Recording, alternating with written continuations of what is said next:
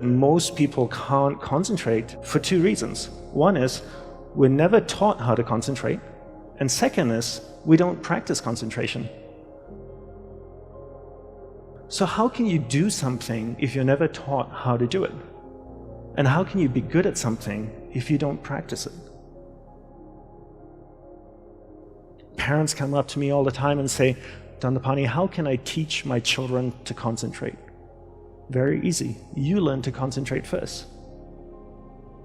You know, there's an old saying that goes, monkey sees, monkey do, you know? And if you can't concentrate, you can't expect your child to concentrate.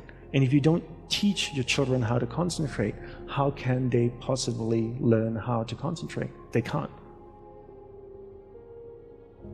So how do we become good at concentrating? We start by understanding the mind. Because once you know how the mind works, you can control it, and once you can control it, you can focus it.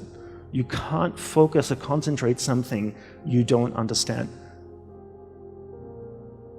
So how does the mind work?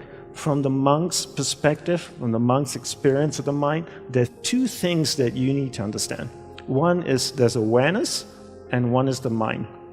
So I'll take a few moments to explain this to you and share what they are. So imagine awareness as a glowing ball of light, like an orb that can float around, okay? So that's awareness.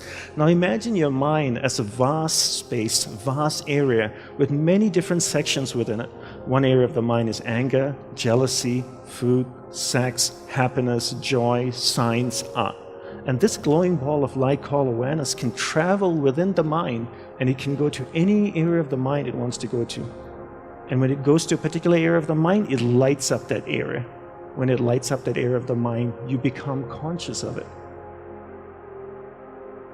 The art of concentration is the art of keeping awareness, that ball of light, on one thing for an extended period of time.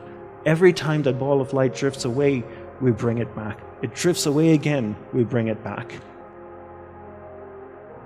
How do we practice this? We practice this by doing one thing at a time throughout the day.